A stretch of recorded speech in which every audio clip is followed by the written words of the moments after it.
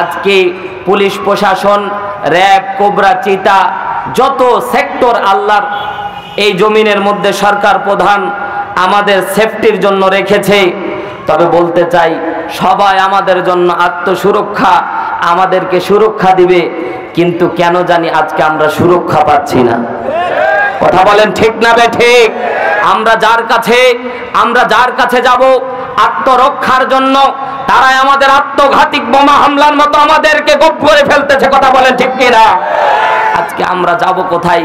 যাকে আমরা আশ্রয়ের প্রাণকেন্দ্র মনে করি, তারাই আজকে আমাদেরকে শেষ করে ফেলতেছে। কথা বলেন ঠিক কিনা?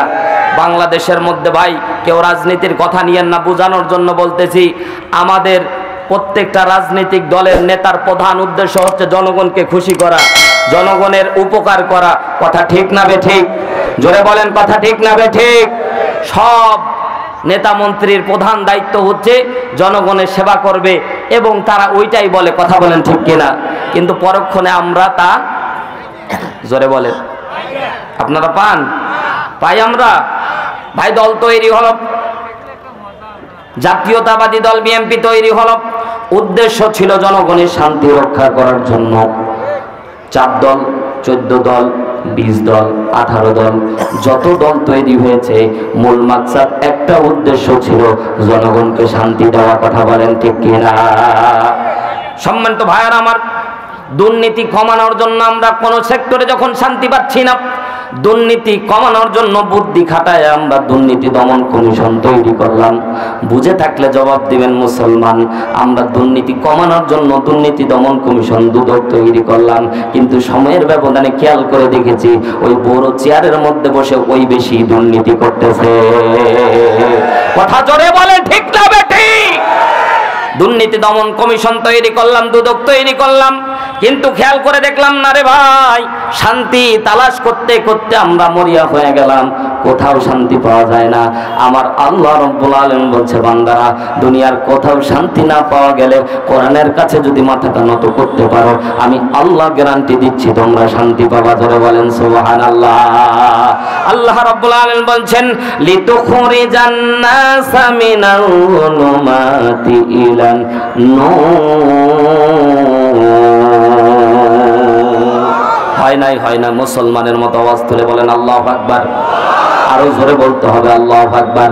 আল্লাহ রাব্বুল আলামিন, আমরা যতগুলি সেক্টর তৈরি করলাম মানুষকে শান্তি দেওয়ার জন্য, অন্ধকার থেকে আলোর পথে আনার জন্য, আল্লাহ রাব্বুল আলামিন কোরআনের মধ্যে সূরা ইব্রাহিমের 1 নম্বর আয়াতের শেষ অংশে ডাক দিয়ে বলছে, এ বান্দারা, আমি আল্লাহ বলে দিচ্ছি, আমি আল্লাহ রাব্বুল আলামিন বলছি, লিতুখরিজান নাসা মিনাজ যুলুমাতি ইলান নূর, অন্ধকার থেকে আলোর পথে আনার জন্যই আমি আল্লাহ তাআলা নূর নাজিল করেছি। জোরে বলেন সুবহানাল্লাহ।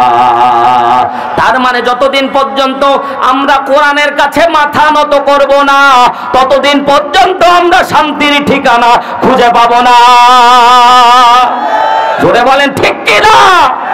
মুসলমান ভাইরারে আমার, আমরা শান্তি তালাশ করি অন্য জায়গায়, অথচ শান্তি রেখে দিয়েছেন আমার আল্লাহ কোরআনে। জোরে বলেন সুবহানাল্লাহ।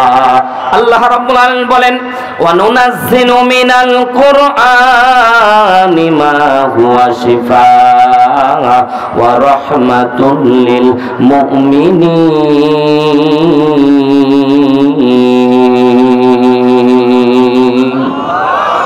আরো জোরে ইমানদারের মতো বলেন না আল্লাহু আকবার। ও ভাই, কোরআনের আওয়াজ শুনলে, কোরআনের তেলাওয়াত শুনলে মজা লাগে না? লাগে না? যাদের লাগে না বুঝতে হবে আবু জেহেলের রক্ত শরীরে আছে। জোরে বলেন ঠিক কি না? আমি মনে করি বাংলাদেশের মধ্যে আমরা যারা চাঙ্গু মাঙ্গু, আমরা যারা মুসলমান দাবি করি, আল্লাহর কসম করে বলি আমরা আবু জেহেলের থেকেও খারাপ। কথা বলেন ঠিক কি না? আবু জেহেল সারা রাত কোরআন শুনতো, কিন্তু আবু জেহেল কোরআন, জোরে বলেন, আবু জেহেল কোরআন সারা রাত শুনতো। এই ইতিহাস আমরা শুনিনি ভাই। আবু জেহেল সারা রাত কোরআন শুনেছে। আবু জেহেল কোরআন ভালোবাসতো, কিন্তু আবু জেহেল একটা জায়গায় ফেল মেরে দিয়েছে, আবু জেহেল কোনোদিন কোরআন মানেনি। কথা বলেন ঠিক কিনা? এজন্য বলতে চাই, আজ হোক কাল হোক, কোরআনের কাছে যদি আমরা মাথা নত না করতে পারি, কোরআনকে যদি আমরা কোরআন থেকে আমরা বিদ্রোহ হই, কোরআন থেকে আমরা যদি দূরে সরে যাই, কোরআনের কাছে যদি আমরা মাথা নত না করি, আমরা মুসলমান কশ্চিৎ কালেও শান্তির মুখ দেখতে পাবো না। কথা বলেন ঠিক কিনা?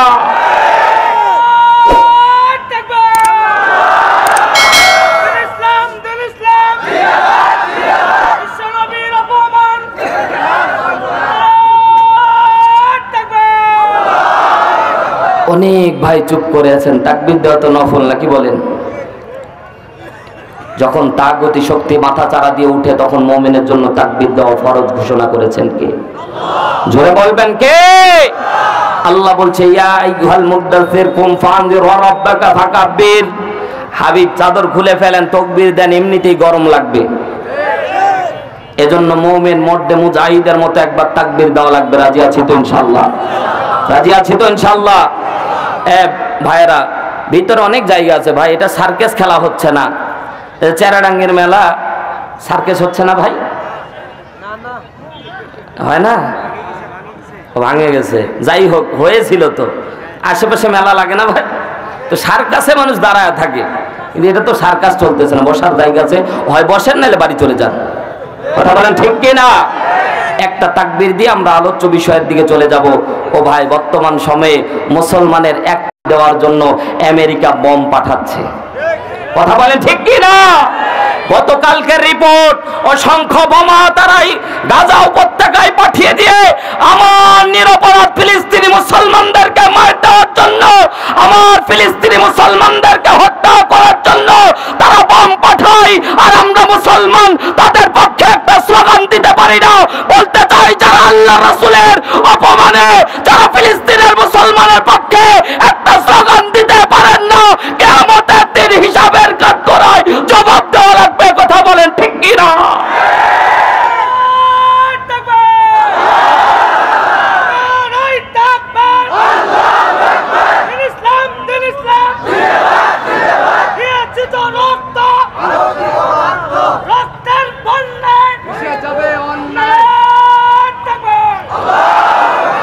দুই হাত টান টান করেন। এইরকম তাকবীর দিলে, এতগুলো তাকবীর, 313 জন মুসলমান তাকবীর দিয়েছে, বদরের ময়দান কেঁপেছে। কথা বলেন ঠিক কিনা? উহুদের ময়দানে আমরা জানি 1000, কিন্তু ভাই 1000 না, 300 জন পালিয়ে এসেছিল। সাহাবী ছিল কয়জন? 700 জন। যারা ইতিহাস পড়েছেন তারা জানেন সাহাবী 1000 ছিল না, সাহাবীর সংখ্যা ছিল 700, কিন্তু তাকবীর ধ্বনি দিয়েছিল, পুরা কাফেরের মসনদ কেঁপেছিল। কথা বলেন ঠিক কিনা?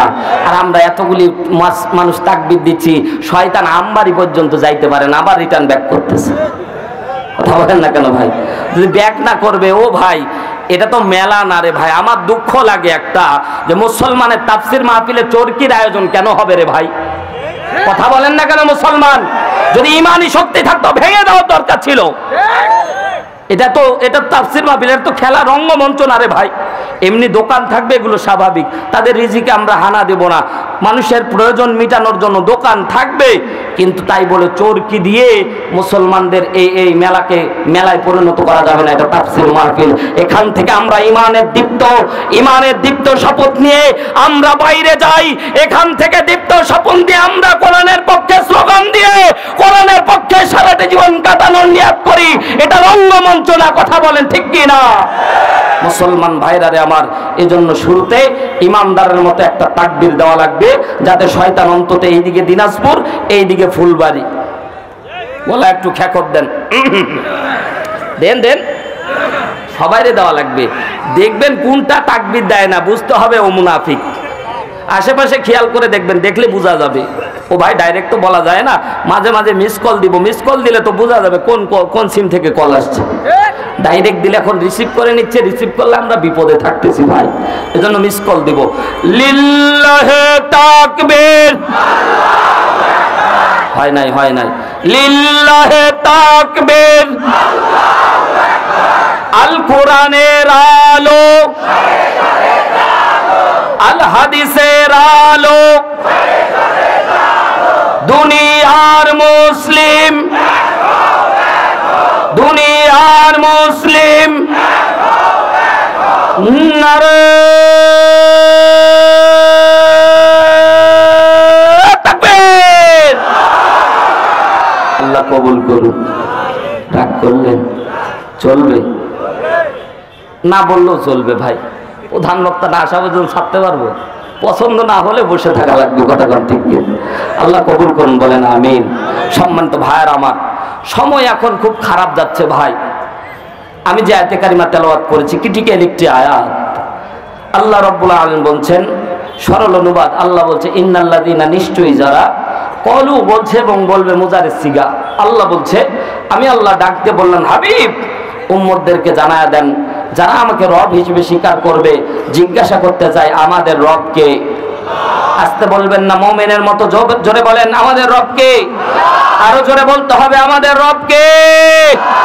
আল্লাহ আমাদের রব, এটা সবাই স্বীকার করতেছি, ঠিক না?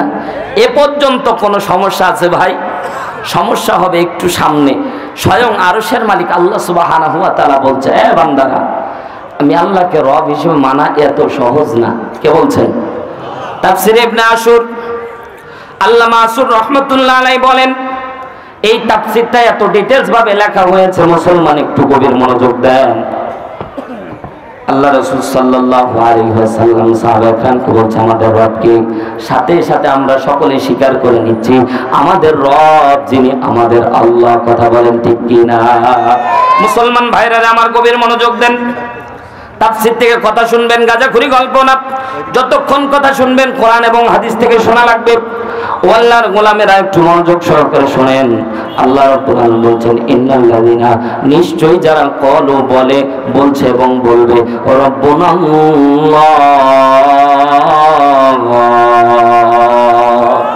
আরো জোরে বলতে হবে আল্লাহু আকবার।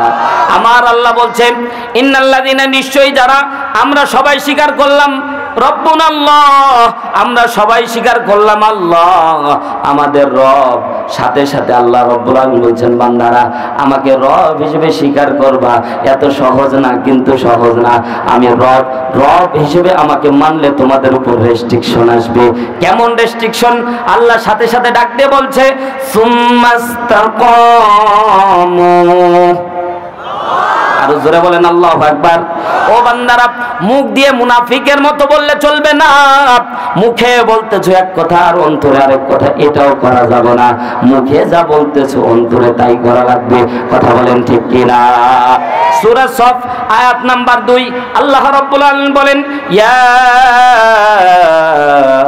আইয়ুহাল্লাযীনা আমানু লিমা তাকুলুনা মা লা তাফআলুন। আমার আল্লাহ ডাক দিয়ে বলছে, হে বান্দারা, মুখ দিয়ে স্বীকার করছো কলু রব্বুনা আল্লাহ, আল্লাহ আমাদের রব। সাথে সাথে আল্লাহ রাব্বুল আলামিন এই আয়াতের তাফসীরকারগণ তাফসীর করতে গিয়ে বলছে, মুখ দিয়ে স্বীকার করতেছি আমাদের রব আল্লাহ, সবাই বিশ্বাস করতেছি আমাদের রব আল্লাহ। সাথে সাথে আমার আল্লাহ রাব্বুল আলামিন বলছেন, ইয়া আইয়ুহাল্লাযীনা আমানু, ও হে যারা ঈমানদার, লিমা কেন তাকুলুনা মা লা তাফআলুন, তোমরা মুখ দিয়ে যা বলতেছো অন্তরে কেন তা বিশ্বাস করো না, লালন করো না। অন্তর দিয়ে যা বিশ্বাস করো মুখেও তা বলতে হবে। অন্তরে এক কথা, মুখে আরেক কথা। আমাদের সমাজে অসংখ্য মানুষ আছে না নাই? আমরা তোমার দলের, ঠিক না? এইভাবে বলে যায়, পরে দেখি যে পুরা আসল গাছের শিকড় কাটে চলে যায়। উপরে পানি ঢালতেছে, জিজ্ঞাসা করতে চাই মুসলমান, গাছের মূল শিকড় কেটে দিয়ে যদি জাপান থেকে হাই কোয়ালিটির মেশিন এনে সারাদিন পানি দেন, গাছ বাঁচানো যাবে? ইমানের মূল শিকড় কেটে দিয়ে আমরা গাছের মধ্যে পানি দেওয়ার মতো মুনাফিকের মতো ঘুরে বেড়াচ্ছি। ও মুসলমান, দুনিয়ার কেউ না জানতে পারলেও জানে কে? আরো জোরে বলেন। প্রত্যাবর্তন কার কাছে? আল্লাহর কাছেই যাওয়া লাগবে। ও মুসলমান, আল্লাহ রাব্বুল আলামিন সূরা সফ 3 নম্বর আয়াত আল্লাহ বলেন, কাবুরা মা কুনতুম ইনদাল্লাহি আন তাকুলু মা লা তাফআলুন। আল্লাহ বলছে, কাবুরা মাকতান ইনদাল্লাহ, আমি আল্লাহর কাছে অত্যন্ত ঘৃণিত যারা মুখ দিয়ে বলে অন্তরে মানে না, বিশ্বাসও করে না। এমন আমাদের সমাজের এমন লোক কম না বেশি? মুখে বলো ভালোবাসো ইসলাম, অন্তরে মানো কি? আছে না? মুখে বলো ভালোবাসো ইসলাম, অন্তরে মানো কি? কোরআন হাদিস মেনে চলো, কোরআন হাদিস মানো কি? মুনাফিকি স্বভাব তোমার মোহনের ঘরে রাখো বন্দি, কোরআনের কথা ভুলে করো তুমি কার সাথে সন্ধি? জোরে বলেন ঠিক কিনা?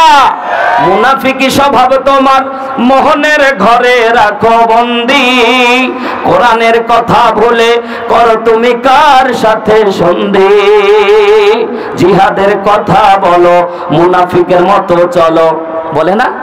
বড় বড় লেকচার দেয় এর, আবার কথা কোন ঠিক কিনা? আল্লাহ আমাদেরকে এই মুনাফিকের কাতার থেকে বের হয়ে আসার তৌফিক দান করুন। না আমিন বলার দরকার না, আল্লাহ যদি কবুল করে নেয়। আমরা কি চালাক কম রে ভাই? চালাকের ঠেলায় বাঙালির মতো বুদ্ধি এই পৃথিবীর আর কোনো জাতির নাই ভাই, ঠিক কিনা বলে? আমাদের মতো এত চুরকুটি বুদ্ধি দুনিয়ার আর কারো নাই। বিদেশের মধ্যে সেদিন এক আর্টিকেলের মধ্যে পড়লাম, বাঙালির বুদ্ধি দেখলেই পড়তে মনে হবে না ভাই। বিদেশি আমাদের বিশ্ববিদ্যালয়ে কিন্তু বিদেশি আর্টিকেল আসে, তো লাইব্রেরিতে আমি দেখলাম যে বিদেশি বুদ্ধি, যখনই দেখলাম আমার একটু আকর্ষণটা বেড়ে গেল। যাই পড়তে দেখি যে বাঙালির বুদ্ধি সম্পর্কে বিদেশিরাও তারিফ করেছে, সুবহানাল্লাহ। তো বাঙালির বুদ্ধি কেমন দেখেন, বাঙালি বিদেশের মধ্যে আমরা যে এই যে মনে করেন যে মোস্তফাপুরে জুতা পালিশ করে, এর কি বলে বলেন দেখি? আর আসতে বলে, আপনাদের কষ্ট হচ্ছে ভাই? রমজান কি চালু হয়ে গেছে নাকি এলাকায়?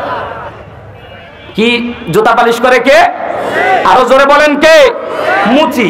বিদেশের মধ্যে কিন্তু আপনার জুতা পালিশ করার সময় তাদের নাই, তো তারা রোবট বানিয়ে দিয়েছে। রোবটের মালিক ওইখানে স্ক্রিন সিস্টেম করা আছে যে আপনি জুতা পরিষ্কার করবেন, নিজ দায়িত্বে আপনি $100 সাবমিট করে চলে যাবেন, এটা তাদের নিয়ম। বাঙালি প্রথমে গেছে, ভেবেছে মনে হয় ফ্রি ফ্রি জুতা পালিশ করতে পারবো, ডান পা ঢুকায় দিয়েছে, সুন্দর জুতা পালিশ করে ছেড়ে দিয়েছে। বাম পা দিয়েছে, যখন বেকায়দায় পড়লো তখন সাথে সাথে ওই রোবটের নিয়ম হচ্ছে বাম পা দেওয়ার সাথে বাম পা চিপে ধরে যতক্ষণ ডলার না দিবে ততক্ষণ ছাড়বে না। এবার বলেন বাঙালি বেকায়দায় না কায়দায়? দারুণ বেকায়দায়। পকেট, ডান পকেট, বাম পকেট, প্যানের পকেট, বাঙালির তো পকেটে শেষ নাই। কিছুদিন আগে মোবাইল প্যান বের হলো, খালি দেখতেছি ডানে বামে খালি পকেট আর পকেট। এইরকম পকেট হাসতে হাসতে 10-12টা পকেট খুঁজে $10 সাবমিট করছে। নো $100 যতক্ষণ সাবমিট না করবে ততক্ষণ পর্যন্ত কোনো রকমের ছাড় দেওয়া হবে না। বন্ধুকে মোবাইল করে, বন্ধু তাড়াতাড়ি $90 নিয়ে আসো, নাহলে বিপদে পড়ে আসে। তাড়াতাড়ি $90 সাবমিট করে এবার $100 সাবমিট করে রাত্রিবেলা ঘুমাতে গেল। জিজ্ঞাসা করতে চাই বাঙালির ঘুম হবে ভাই? সারা রাত এই বালিশ ও বালিশ কেমনে পরের দিন $100 উঠানো যায় চিন্তা করতেছে। বন্ধুকে বলতে, হ্যাঁ বন্ধু কালকে থেকে খেলা দেখবি। বাঙালি তো বুঝে, বন্ধু খেলা দেখবি। বাঙালি বলতেছে এমনিতেই মরলি, আবার পরে আবার কি জানি বিপদ হয়, বাঙালি তুই আর জুতা পালিশ করাস না। পরের দিন যায় যখন, এই বাঙালি ডান পা ঢুকা দেয়, সুন্দর পরিষ্কার করে। এবার সে বুঝতে পেরেছে আর বাম পা ওই জায়গায় দেয় না, সামনে আরেকটা রোবট আছে ওইটাতে বাম পা দেয়। এবার প্রত্যেক দিন বাবু মেরে ঘুরে বেড়ায়। মাস শেষে রোবটের মালিক স্ক্রিনের মধ্যে দেখতেছে কিরে জুতা পরিষ্কার হলেও 100 কিন্তু ডলার নাই। পরে সিসিটিভি ক্যামেরা চেক করে দেখে বাঙালি প্রত্যেক দিন মারে, ডলার দেয় না। সেই বাঙালি আপনারা বসে আছেন, আপনাদের কাছে আমিন আনা এত সহজ ভাই? আমিন কয় না যদি আল্লাহ কবুল করে নেয়? জোরে বলেন আমিন, আরো জোরে বলেন আমিন। সাথে সাথে আল্লাহ রাব্বুল আলামিন বলছে, বান্দারা মুখ দিয়ে বলতেছ আমাদের রব আল্লাহ, আমাকে তোমরা রব হিসেবে মানতেছো বান্দা, তবে শুনে রাখো আমি আল্লাহকে রব হিসেবে মানা এত সহজ কাজ না। আমি আল্লাহকে রব হিসেবে মানলে সমাজ তোমাকে ছাড় দেবে না, রাষ্ট্র তোমাকে ছাড় দেবে না, আন্তর্জাতিক মহল তোমাকে ছাড় দেবে না। কথা জোরে বলেন ঠিক না বেঠিক? আজকে যদি আমরাকে একনিষ্ঠভাবে আল্লাহকে রব হিসেবে মানতে চাই, জিজ্ঞাসা করতে চাই মুসলমান, আল্লাহর জমিনে আল্লাহর দ্বীন এই কোরআন দিয়ে শাসিত হওয়ার দরকার ছিল না? নাই। এত চিতা কোবরা পুলিশ কিচ্ছু লাগতো না, কোরআনের একটা আইন জারি করে দেন, শুধুমাত্র কোরআনের আইন সাবমিট করে দেন, চোর চুরি করবে হাত কেটে দেওয়া হবে। আল্লাহর কসম করে বলি পরের দিন কোশ্চিন কালেও কেউ চুরি করতো না।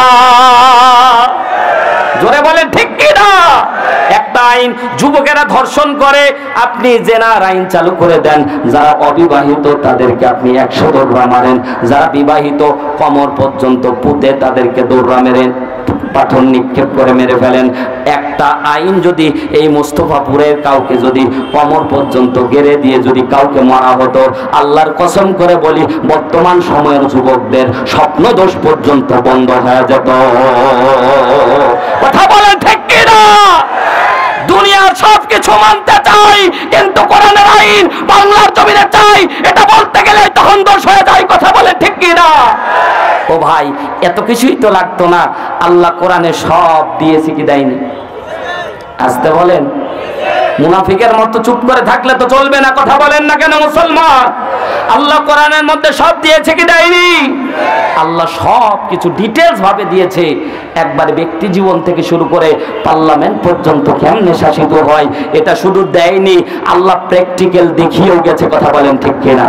সম্মানিত ভাইয়ার আমার, এই যে আমার সম্মানিত মেহমান বলে গেল, রাগ করা যাবে না। মদ নেশাদার দ্রব্য পালন করলে, নেশাদার দ্রব্য খেলে আমাদের সমাজে একটা আইন আছে, কোরআনেরও একটা আইন আছে না নাই? মদখোর যদি মদ খায় তাকে 80 দৌড়া মারা হবে, এটা কোরআনের আইন। ও ভাই, একটা আইন যদি বাংলার জমিনে পালন হতো, আল্লাহর কসম করে বলি কেউ নেশার বোতল হাতের মধ্যে নিত না। কথা বলেন ঠিক কিনা? আজকে আমরা যুবকেরা নেশার নৌকায় পাংখা লাগাচ্ছি, ঠিক না? নেশার নৌকায় আমরা চলে যাচ্ছি। হাতে আমার তসবিহ কোরআন, চক্ষু দুইটা লাল, মুয়াজ্জিনের আযান শুনে হয় আমার সকাল। ঠিক কি না? আমরা নেশার নৌকা আর পাংখা লাগাবো না, আমরা কোরআনের নৌকায় পাংখা লাগাবো। কথা বলেন ঠিক কি না? বলবো। হাতে আমার তসবিহ কোরআন, চক্ষু দুইটা লাল, মুয়াজ্জিনের আযান শুনে হয় আমার সকাল। মসজিদটায় আমার ফেরেশতা ভরা পবিত্র স্থান, আমাদের সাথে হয় না ইয়ারি, হয় না অভিমান। আজ আবেগ দিয়া তাহাজ্জুদের নামাজে দাঁড়াইছি, পাগল হইয়া খোদার প্রেমে পারি জমাইছি। অনেক নেশা কইরা দেখছি কোন মজা নাই, তোমার নেশার মাঝে প্রভু শান্তি খুঁজা পায়। জোরে বলেন ঠিক কি না? আজ আমরা এত পচা খাবার আমরা নেশায় আসক্ত হয়ে গেছি ভাই। আমরা হালাল জিনিসটা খাচ্ছি না। আঙ্গুর আল্লাহ হালাল করেছেন হারাম? জোরে বলেন। কিন্তু এই ভালো আঙ্গুরটা না খেয়ে এই আঙ্গুরটা পচায়া মদ করে খাচ্ছি, ঠিক না বে ঠিক? জোরে বলেন ঠিক না বে ঠিক? এটাকে মদ করে খাচ্ছি, মাতাল হয়ে যাচ্ছি। ও ভাই, যারা মদ খায় এদের একটা হালত কি, মদ খাওয়ার পর যখন রাত 12টার দিকে বাড়ি যায় তখন দরজায় নক করে, বউ ভয় পায় দরজা খুলতে। কথা বলেন ঠিক কিনা? বউ দরজা খুললে সাথে সাথে আসসালামু আলাইকুম আম্মা জান কেমন আছেন? কথা কয় না। পাশে যদি সন্তান দাঁড়ায় থাকে, দুলা ভাই কেমন আছেন? বেকায়দা আছে না নাই? মাঝে মাঝে দেখি আমাদের এলাকায়, এটা অন্য এলাকায় নাই, আমাদের এলাকায় চুয়ানি নামের একটা নেশা আছে, জানেন আপনারা? আমি পাবনা, আমি মেহেরপুরে বলেছিলাম, ওরা কিন্তু চুয়ানি কিছু জানে না ভাই। তো আমাদের এলাকায় মদ পায় না, তো এরা চুয়ানি খায়। আমার এলাকার মধ্যে বাসেরহাটের মধ্যে পার হয়ে রানীগঞ্জ মোড়ের পাশ দিয়ে যদি আপনি হাইওয়ে দিয়ে যান, আপনি বিনা পয়সায় এ চুয়ানি সেন্ট পাবেন। জোরে বলতে হবে, কথা ঠিক না বে ঠিক? এই চুয়ানি খায়ে একজন রে দেখতেছি রাস্তা ঠেলতেছে। কিরে ভাই রাস্তা ঠেলিস কেন? ওই এত বড় রাস্তা বাঁকা করে দিয়েছে, পুরাটা সোজা করে দিব। অনেক নেশা কইরা দেখছি কোন মজা নাই, তোমার নেশার মাঝে প্রভু শান্তি খুঁজা পাই। চাই না আমি দালান কোটা, চাই না বাড়ি ঘর, তোমার কাছে হই না আমি, হয় না যেন পর। আজ আবেগ দিয়া তাহাজ্জুদের নামাজে দাঁড়াইছি, পাগল হইয়া খোদার প্রেমে পারি জমাইছি। আজ আবেগ দিয়া তাহাজ্জুদের নামাজে দাঁড়াইছি, পাগল হইয়া খোদার প্রেমে পারি জমাইছি। আল্লাহ কবুল করুন, বলেন আমিন। সম্মানিত ভাইয়ের আমার, ভুলে গেলে চলবে না। আল্লাহ রাব্বুল আলামিন বললেন, আল্লাহকে রব হিসেবে যারা মানবে, আমি আল্লাহ রাব্বুল আলামিন তাদেরকে রেস্ট্রিকশন দান করে দিচ্ছি। আমি আল্লাহ এমন কোন বিধান নাজিল করিনি যেগুলো আমি আল্লাহ রাব্বুল আলামিন তোমাদের অকার্যকর বিধান দিয়েছি, বরং যতগুলি বিধান আমি আল্লাহ কোরআনের মধ্যে দান করেছি, সব বিধান আমি আল্লাহ এই কোরআনে শুধু দিই নাই, বরং প্র্যাকটিক্যাল দেখিয়েছি। কথা বলেন ঠিক কিনা? হযরতে ওমর রাদিয়াল্লাহু তাআলা আনহু, আপনাদের জানা ঘটনা ভাই, জাস্ট আছেন পাঁচ একটু শুধুমাত্র বলবো। আল্লাহর বান্দারা, হযরতে ওমর রাদিয়াল্লাহু তাআলা আনহু যখন শাসন ক্ষমতার মধ্যে থাকেন, তিনার সন্তান কিন্তু মদ্যপান করেছিল ভুলবশতে। কথা ঠিক না বে ঠিক? শাহামা ছিল ওই সন্তানের নাম।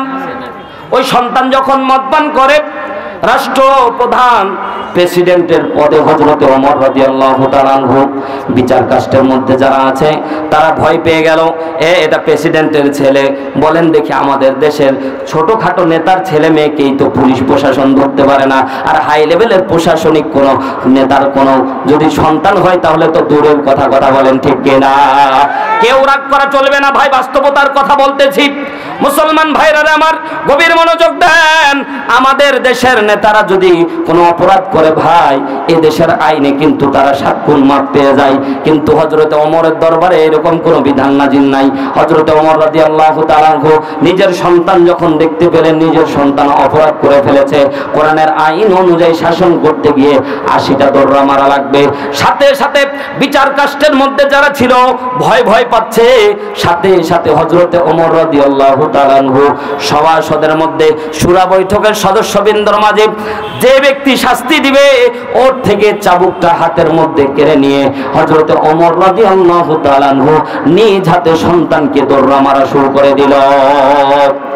হযরতে আমর বিন আস রাদিয়াল্লাহু তাআলা আনহু বলেন, ইতিহাস সাক্ষী মুসলমান, শুধুমাত্র বলতেছি কোরআনের আইন যদি বাংলার জমিনে শাসন হতো ও ভাই কেউ টের পারবে না। কথা বলেন ঠিক কিনা? আমর ইবনে আস বলতেছে, আমি ওমরের দিকে তাকায় দেখলাম কোনো দয়া মায়া ওমরের শরীরের মধ্যে নাই। হযরত ওমর তার সন্তানকে বেতের আঘাত করতেই আছে 70 দররা মারার আগেই হযরত ওমরের সন্তান ইন্তেকাল করে গিয়েছে। হযরত ওমর রাদিয়াল্লাহু তাআলা আনহু আরো 10 বেতের আঘাত বাকি আছে। হযরত ওমর নিজের সন্তানকে নিজ হাতে দাফন করে দিয়ে কবরের উপরে পর্যন্ত আরো 10টা বেতের আঘাত করে এসেছিল। চিৎকার দিয়ে বলেন আল্লাহু আকবার। আমর ইবনে আস বলতেছে, আমি শুধুমাত্র নিষ্ঠুরতা দেখতেছি। একজন বাবা একজন সন্তানকে কিভাবে মারতে পারে? ও আল্লাহর বান্দারা, আমরা যারা সাধারণ পাবলিক আছি ভাই, আমাদের সন্তান অপরাধ করলে এই অপরাধ ঢাকার জন্য আরো 10টা অপরাধ আমরা নিজেরাই করে ফেলি। কথা বলেন ঠিক না? আমরা নিজেরাই অপরাধ করে ফেলি। মুসলমান ভাইরা আমার গভীর মনোযোগ দেন। আমর ইবনে আস রাদিয়াল্লাহু তাআলা আনহু বিশিষ্ট একজন সাহাবী, হযরত ওমরের চোখের দিকে তাকায়, কোনো মায়া দেখতে পাচ্ছে না। হযরত ওমর শাস্তি দান করে এবার বাড়ির দিকে যখন রওনা দিয়েছে, মুসলমান গভীর মনোযোগ দিয়ে শুনেন। হযরত আমর ইবনে আস রাদিয়াল্লাহু তাআলা আনহু খেয়াল করে দেখতেছে, হযরত ওমর যখন নিজের উঠানের মধ্যে পা দিয়েছে, সাথে সাথে হযরত ওমর অজ্ঞান। আমর ইবনে আস দৌড়ে চলে আসলেন। আসার পরে হযরত ওমরের মাথার মধ্যে পানি ঢেলে হযরত ওমরকে জাগ্রত করে ডাকতে বলেন, ওমর, যখন শাস্তি দিচ্ছিলা কোন রকমের মায়া লাগতেছিল না, আর বাড়ির মধ্যে ফিরার সাথে সাথে তোমার কান্না অজ্ঞান হয়ে গেল, কারণটা কি? সাথে সাথে হযরত ওমর ডাকতে বলতেছে, আমারও তো একটা মায়া আছে। সন্তানের মায়া কান্না থাকে, সন্তানের দয়া আমার অন্তরের মধ্যে আছে, কিন্তু আল্লাহকে এত ভয় লেগেছে আমার রব আল্লাহ। চিৎকার দিয়ে বলেন আমাদের রবকে। আরো জোরে বলেন আমাদের রবকে। আমাদের রব আল্লাহ। আমি যদি এই মুহূর্তে যদি আমি তার শাস্তিটাকে রোকসুদ করে দিতাম, সভাসদ কেউ তাকে কিন্তু শাস্তি দিত না। আমি তার শাস্তি যদি লঘু করে দিতাম, সভাসদের কেউ কথা বলতো না। কিন্তু আল্লাহর জবাবদিহির কাঠগড়ায় আমি ওমর ভয় পাবো, এজন্য আমি ওমর নিজের সন্তানকে পর্যন্ত মাফ করি না। সম্মানিত ভাইয়ের আমার, আজকে যদি আমাদের সমাজের প্রত্যেকটা সেক্টরের দায়িত্বশীলরা যদি এই কাজটা করত, আল্লাহর কসম করে বলি, মদের গায়ে হাত দেওয়া তো দূরের কথা, মদের বোতল বাদ দিয়ে দুধের বোতল নিয়ে ঘুরে বেড়াতো। কথা বলেন না কেন ভাই? হযরত ওমর রাদিয়াল্লাহু তাআলা আনহু একজন বিশিষ্ট একজন সাহাবী, হযরত আমর ইবনে আসকে ডাক দিয়ে বলছে, আমর, আমার সন্তানের মায়া আমার আছে। আমি যতক্ষণ পর্যন্ত প্রেসিডেন্টের পদে যতক্ষণ পর্যন্ত ছিলাম, ততক্ষণ পর্যন্ত আমার আল্লাহকে ভয় করে আমি সন্তানের মায়া করি নাই। কিন্তু বাড়ির উঠোনের মধ্যে যখন পা দিয়েছি, সন্তানের ভালোবাসায় আমার কলিজাটা ফেটে যাচ্ছে। এখন সন্তানের মায়ায় আমার কলিজাটা ফেটে যাচ্ছে। নিজ হাতে সন্তানকে হত্যা করে দিয়েছি, নিজ হাতে সন্তানকে শাস্তি দিয়ে সন্তান মারা গেছে। ও আল্লাহর বান্দারা, জিজ্ঞাসা করতে চাই, একটা সেক্টরে যদি একটা বিধান বাংলাদেশের মধ্যে আইন জারি হতো, কোন সেক্টরে কেউ অপরাধ করার চান্স খুঁজে পেত না। কথা বলেন ঠিক কিনা? আমার আল্লাহ ডাকতে বলছে, ইন্নাল্লাযীনা, নিশ্চয় যারা কলু বলে রব্বুনাল্লাহ, আমার রব কে? আরো জোরে, ভয় পাচ্ছেন ভাই? জোরে বলেন, আমাদের রব কে? আল্লাহ বলছে সুম্মাস্তাকামু, বান্দা ইস্তেকামাত থাকা লাগবে। এই যে হযরত ওমর ইস্তেকামাত ছিল। ও আল্লাহর বান্দারা, আল্লাহর জমিনে আল্লাহর দেওয়া বিধান দিয়ে আইন চাকের পক্ষে কে কে আছে? দুই হাত তুলে আমার আল্লাহকে দেখা। আছেন তো? আছেন তো? লিল্লাহে তাকবীর, লিল্লাহে তাকবীর। সম্মানিত ভাইয়ার আমার, এই জায়গায় আমরা পিছপা হয়ে যাই। আল্লাহ বলছে, এ বান্দারা, আমাকে রব হিসেবে মানতে গেলে দুনিয়ার সমাজ তোমাদের বিপক্ষে চলে যাবে। কারণ প্রত্যেকটা সেক্টরে আল্লাহকে মানার দরকার আছে না নাই?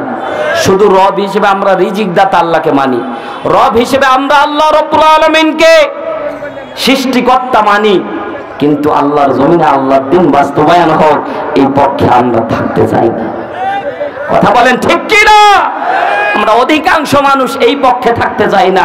আর আল্লাহ বলছে, হে বান্দারা, আমি আল্লাহ রাব্বুল আলামিন তোমাদেরকে বলে দিচ্ছি, যারা আমার আইন, যারা বাংলাদেশের মধ্যে, গোটা বিশ্বের মধ্যে যারা চাইবে না, আমি আল্লাহ বিধান নাজিল করেছি, যারা পছন্দ করে না, আমি আল্লাহ তাদেরকে বলে দিচ্ছি, তারা কোশ্চিন কালেও মুসলমান থাকতে পারবে না, পারবে না, পারবে না।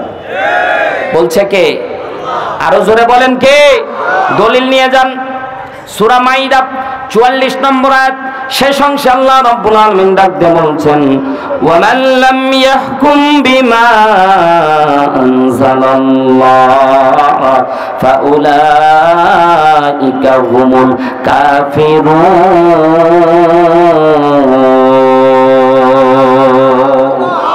আরো জোরে বলতে হবে আল্লাহু আকবার। আল্লাহ রাব্বুল আলামিন বলছে, বান্দারা, আমি কিন্তু রবের তাফসীর করতেছি ভাই, ভুলে গেলে চলবে না। আল্লাহ রাব্বুল আলামিন বলছেন, আমাকে রব হিসেবে মানতে হলে আমি আল্লাহ রাব্বুল আলামিন তোমাদেরকে ঘোষণা করে দিলাম, ওয়া মান লাম ইয়াহকুম বিমা আনজালাল্লাহ, আমি আল্লাহ রাব্বুল আলামিন তোমাদের উপর যে বিধান নাযিল করেছি, এই বিধান দিয়ে সমাজ চালিত হোক, এটা যারা চায় না, আমি আল্লাহ রাব্বুল আলামিন স্পষ্ট ভাষায় জানায়া দিলাম, ফাউলাইকা হুমুল কাফিরুন।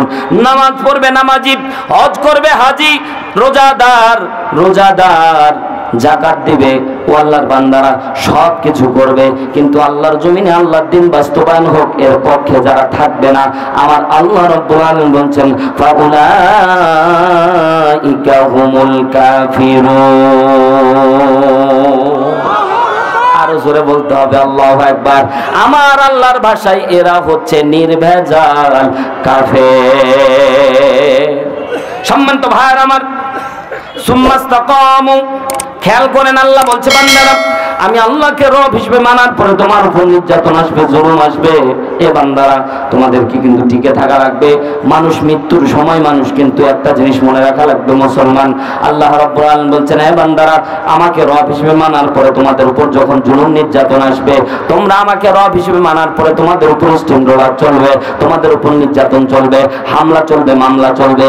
এখানে অনেক ব্যক্তি বসে আছি ভাই, নিরপরাধ, কোনো অপরাধ নাই, তারপরেও 10টা থেকে 12টা মামলার আসামি।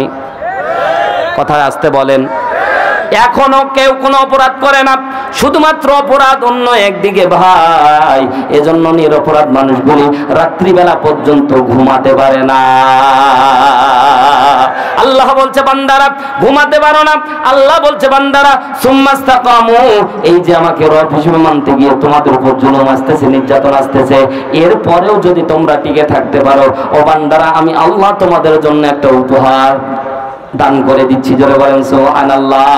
যারা আল্লাহকে রব হিসেবে মানার পরে এর উপরে ইস্তেকামাত থাকতে পারে, আমার আল্লাহ রাব্বুল আলামিন তাদেরকে উত্তম সাজা দান করতেছে। চিৎকার দিয়ে বলেন আল্লাহু আকবার। আল্লাহ রাব্বুল আলামিন বলেন, হে বান্দারা, যারা আমি আল্লাহকে রব হিসেবে মানার পরে তোমরা যদি এর উপরে ইস্তেকামাত থাকতে পারো, তোমাদের উপর জুলুম আসবে, নির্যাতন আসবে, তারপরেও তোমরা টিকে থাকবা, তাহলে আমি আল্লাহ রাব্বুল আলামিন তুমি বান্দার জন্য আমি আল্লাহ রাব্বুল আলামিন ওহী নাজিল করে জানায় দিলাম, তাতানাজ্জালু আলাইহিমুল মালাইকা। আল্লাহ বলছে আমি আল্লাহ দলে দলে তোমার জন্য ফেরেশতা নাজিল করব। চিৎকার দিয়ে বলেন আল্লাহু আকবার। আল্লাহ বলে ফেরেশতা নাজিল হবে। তাতানাজ্জাল শব্দটা মুদারেস সিগা, শুধুমাত্র হাবিব সাহাবীদের জন্য ফেরেশতা নাজিল হবে না, না না না, কিয়ামত পর্যন্ত যত মানুষ আসবে আমি আল্লাহ বলে দিচ্ছি তাতানাজ্জাল নাজিল হচ্ছে এবং হবে। কিয়ামত পর্যন্ত যত মানুষ আসবে, যদি আমি আল্লাহকে রব হিসেবে মানার পরে এর উপরে ইস্তেকামাত থাকতে পারে, আমি আল্লাহ ঘোষণা করে দিলাম, আমি আল্লাহ এলান করে দিলাম, আমি আল্লাহ জানায়া দিলাম, আমি আল্লাহ বলে দিচ্ছি, তার এমন একটা অন্তিম মুহূর্তে আমি আল্লাহ দলে দলে ফেরেশতা নাজিল করব, যে সময় দুনিয়ার কেউ তার কোনো উপকারে আসে না। কথা বলেন ঠিক কিনা? জিজ্ঞাসা করতে চাই মুসলমান, মানুষের একটা সময় দুনিয়ার কেউ তার আপন না। জিজ্ঞাসা করতে চাই সময়টা কোন সময়? আরো জোরে বলেন। মরণের পর না আগে রে ভাই? মরণের সময় কি কেউ কাজে আসে? সম্পদ, কোটি টাকার সম্পদ আছে, কাজে আসবে? আপনার অর্থ করি আছে, কাজে আসবে? হে মুসলমান, এলাকার মধ্যে 10টা সন্তান থাকলে মনে করে 10টা লাঠি আছে আমার, ঠিক না? 10টা লাঠি আছে, নিজেকে অনেক বড়ত্ব মনে করে, এলাকার মধ্যে তার মতো ক্ষমতাধর আর কেউ নাই। জিজ্ঞাসা করতে চাই ভাই, ক্ষমতা দিয়ে কি মরণ ঠেকানো যায়? আরো জোরে বলেন না কেন? বুঝানোর জন্য বলতেছি ভাই, আমাদের দেশের একজন প্রেসিডেন্ট ছিলেন, রাষ্ট্রপতি ছিলেন জিল্লুর রহমান। ক্ষমতা থাকা অবস্থায় তার মৃত্যু হয়েছিল। কথা বলেন ঠিক কিনা? তার জন্য, একজন রাষ্ট্রপতির জন্য আমাদের দেশের পুলিশ প্রোটেকশন দেওয়া হয়, আমাদের দেশে সর্বস্তরের প্রোটেকশন তাকে দেওয়া হয়।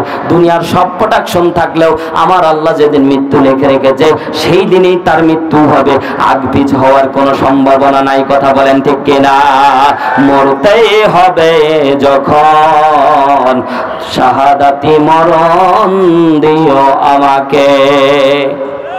আমিন বলবেন না? মরতেই হবে যখন শহীদি মরণ দিও আমাকে। মরতে তো হবেই, তো শাহাদাতের মৃত্যুটা নেন তো, এপারে মৃত্যু ওপারে জান্নাত।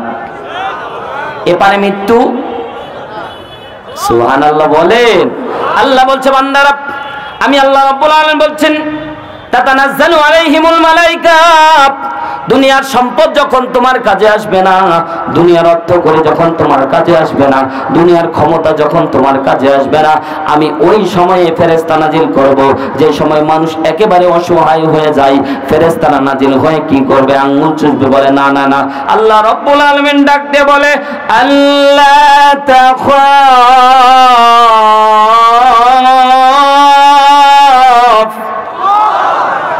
আরো জোরে বলা যায় না? ফেরেশতারা প্রথম শব্দ বলে, এ বান্দা, আজরাইল তোমাদের নির্যাতন করতেছে। প্রথম শব্দ বলে আল্লাহ তাখাফ, ও বান্দা ভয় পেও না। আরো জোরে বলতে হবে, প্রথম শব্দই বলবে এ বান্দা ভয় পেও না। ওয়ালা তাহজানু, চিন্তা করো না। ওয়া আবশিরু বিল জান্নাহ। ফেরেশতারা হাদিসের মধ্যে এসেছে, কোন ফেরেশতা ডাইরেক্ট জান্নাতকে উপস্থাপন করে প্রেজেন্টেশন করা হয়। ও আল্লাহর বান্দারা, জিজ্ঞাসা করতে চাই, মরার সময় যদি আপনি যদি দেখতে পান আমার আল্লাহ আপনার সামনে জান্নাত প্রেজেন্টেশন করেছে, ভয় আছে ভাই?